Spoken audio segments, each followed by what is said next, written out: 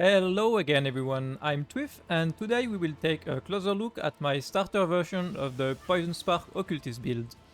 So I tried to design this for those who want to play this build as early as possible in the new league start and then transition into a more endgame version later.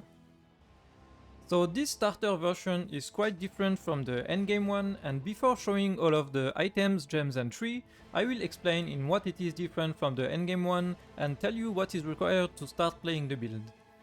So the starter version will be using both life and energy shield, but the main defense will be energy shield with evasion rating and spell suppression. Then the life will be the last layer of defense in case you run out of ES. To start playing this version, we will need 6 mandatory items or gems, and those are the Phantasmal Spark Gem, the Ashes of the Star Amulet with a perfect quality of all skill gem, the Divergent Herald of Agony, and then the 3 Venomous item, the Venomous Shroud, which is the chest, then the gloves, Venomous Sweave, and then the helmet, Venomous Toxins. Before that, you can just level your character as a pretty classic damage over time build, like Essence Drain Contagion or Bane or whatever you like as a witch, and then respec after a few days when you get your hands on those mandatory items. Let's now take a look at all of the items I am using, and then I will show you the gems, and to finish we will take a look at the tree. For the wand, you want a Profane Wand. It is the best base for this build because it gives cast speed with its implicit, and all of the other wands usually give spell damage, and spell damage doesn't work for poison build, so cast speed is definitely the best option. Then for the prefixes, you are looking for +1 to level of all lightning spell, then flat damage to spells, lightning of course, and increased lightning damage.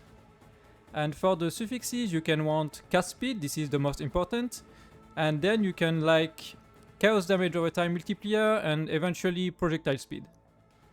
For the helmet, we will be using Venomous Toxins. It is a very cheap unique helmet that is only worth a few chaos, and it drops from the bestiary boss, the spider one. It has some chaos damage to spells with a good amount of energy shield, a way to generate power charges, which is pretty nice to proc more often the elemental overload from the passive tree, and increase damage with poison per power charge. So it is overall a pretty decent helmet with good amount of ES and good amount of damage. For the enchantment, you can want the +3 to spark projectiles. Of course, this is the best one, but it will be pretty annoying to get, so eventually you can get some mana reservation for some of your auras. This should be way easier, and it can be very helpful, especially early on. We will use the Venomous Shroud as our body armor. It is again a very cheap unique that is only worth a few chaos and drops again from the spider boss from bestiary. It gives a very good amount of energy shield with some energy shield regen, and then enemies affected by your spider webs, they will deal reduced damage, and they will also take more chaos damage, so this is a very good defense and offense chest, and it also increases the area of effect of your aspect of the spider. For the gloves, we will be using a pair of Venomous Weave. Again, this is a unique item from the spider boss. It is also very cheap. All of those uniques are very cheap, like 5 to 10 chaos at max.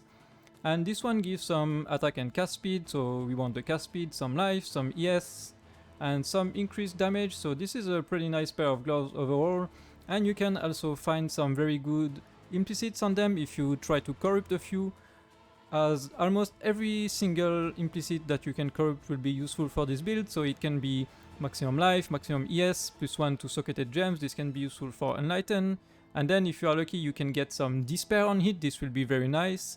You can also get Temporal Chain on hit, this will be very nice too, or even cast speed.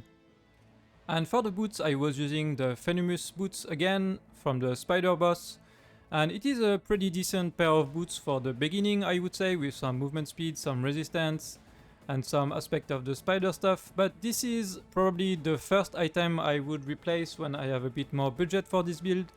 To get a pair with some Tailwind and Onslaught and stuff like this, it would be very nice to give a lot more speed to the build.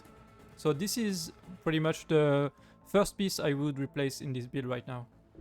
Then I am using a shield with hybrid base with evasion rating and energy shield, so I was just looking for the highest amount of evasion rating and energy shield that I could get. So here you can see I have 1250 energy shield, something like this. Then I crafted a bit of life, And I was looking for the suffixes from some spell suppression to cap my spell suppression to 100%. Then for the rings you will want a ton of elemental resistances from them, as we are using a bunch of unique items and those don't have a bunch of resistances. You will have a hard time to get capped, so definitely look for some elemental resistances at first, and then whatever you can get as the prefixes. It can be life or ES, and then you can craft eventually. Channeling skills have -7 to mana cost. It will help for the mana cost very early on. So the second ring is pretty much the same.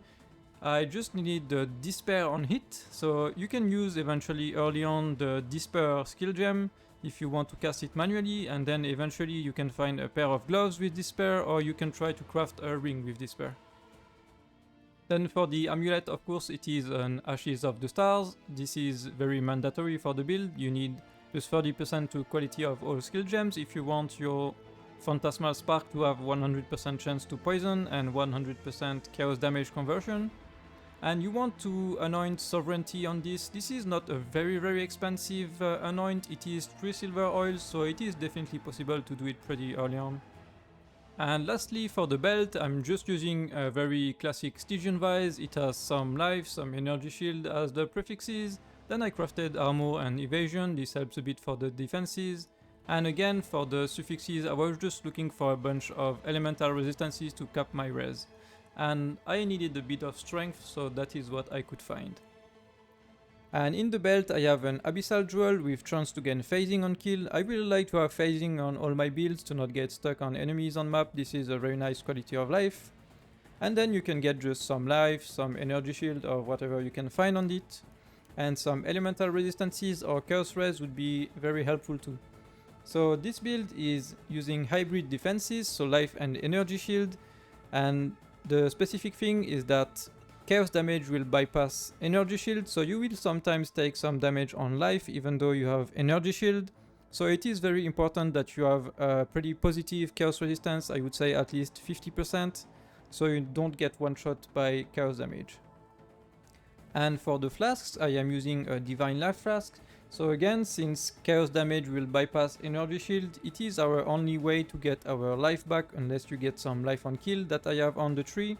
And I am using on this immunity to ignite because ignite is very annoying for this build and it was for me the best place to get it. Then I have a Jade Flask for some more evasion rating and increased cast speed as a suffix. Then for even more evasion rating I have a Stibnite Flask with evasion rating as suffix as well. So that will bring us to above 80% chance to evade attacks, but if somehow you get hit by an attack, you will want a Granite Flask to get some armor and some physical damage reduction. It will be very helpful to not get one shot. And I have on this one reduced effect of curses, so this will be very useful for mapping. And the last one is a Quicksilver Flask with immunity to bleeding and corrupted blood. Let's now take a look at my gem setup. So on my wand I have Defiance Banner with Clarity and Flame Dash. You will definitely want to have a high level Clarity or you will have some mana issues. On the gloves I have my aura setup with Enlightened Support, Malevolence, Grace and Divergent Herald of Agony. You definitely want a Divergent Herald of Agony to get some more chance to poison enemies on hit. This will be very important if you want to always poison on hit. On the helmet I am using Hast with Valhast, so we are not using the aura permanently, it is just for the temporary buff of Valhast to get some increased cast and movement speed sometimes.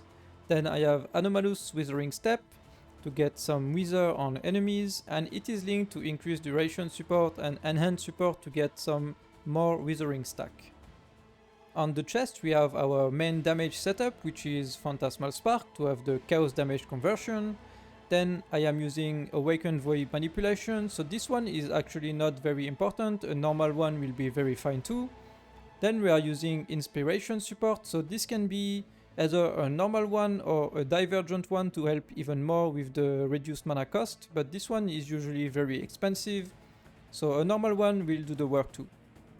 Then we have Awakened Elemental Focus. This is the most important one of the Awakened gems since it gives +1 to level of supported elemental skill gems and Spark is a lightning skill gem, so you won't get anything from the +1 to support of chaos skill gems from Awakened Void Manipulation.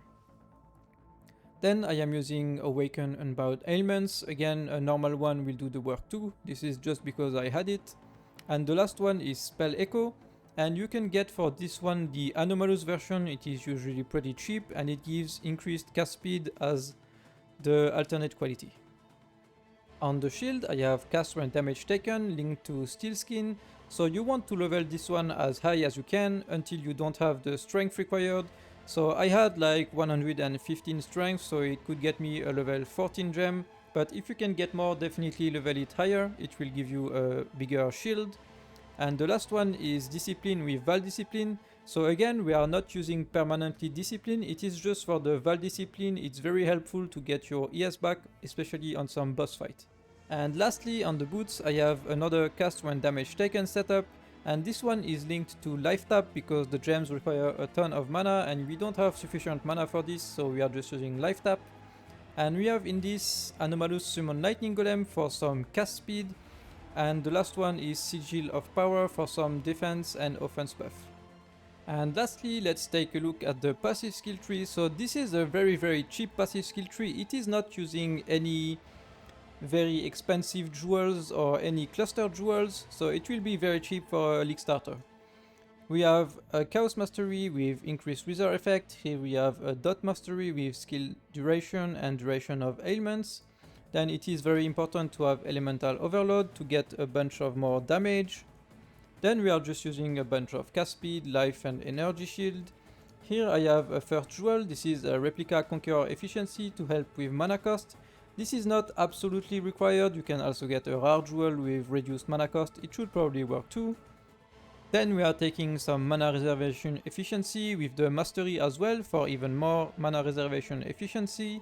Then we have some chaos damage, and this one is very nice, it gives spell suppression with recover energy shield when you suppress spell damage. Then we have some hybrid ES life, and then very importantly, you want the Ghost Dance, so this is very nice for evasion and ES builds. You will get some Ghost Shroud and it will give you a bunch of ES whenever you get hit. Then we have this node to recover ES on kill, this is very nice defense.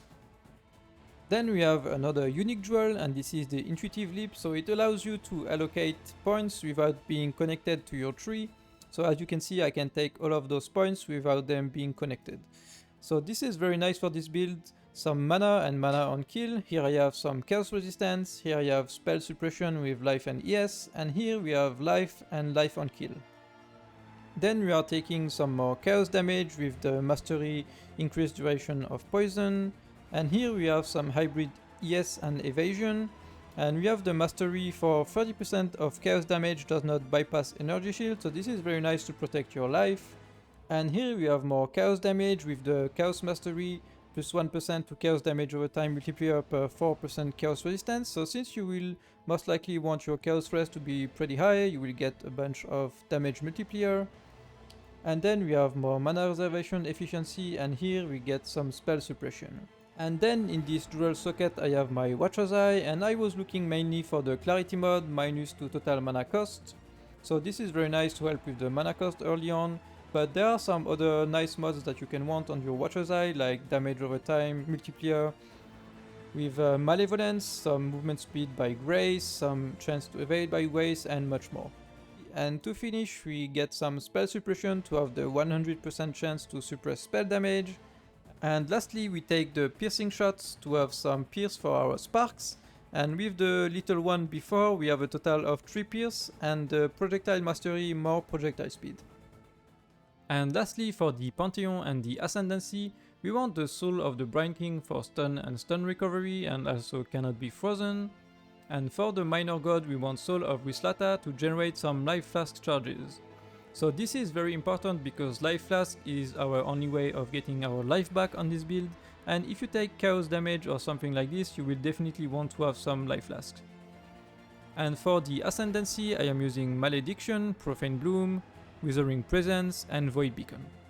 So that's it for the presentation of the starter version of my Poison Spark build. I hope that it was helpful, and if you have any question, let me know in the comments. You can also watch my showcase video from this build doing all of the endgame bosses if you haven't yet, to see how it does. So this build will definitely be a good option for the next league start, as long as the quality of gems from the Ashes of the Star amulet doesn't get nerfed. Now, if you like this video, please subscribe if you want to support my work, and I wish you guys good luck if you decide to try this build. Have fun, bye!